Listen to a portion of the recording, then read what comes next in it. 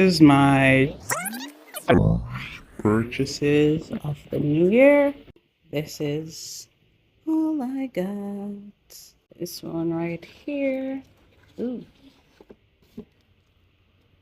this is a succulent. I think it's a ghost plant or something like that. I don't know. I just buy what looks pretty.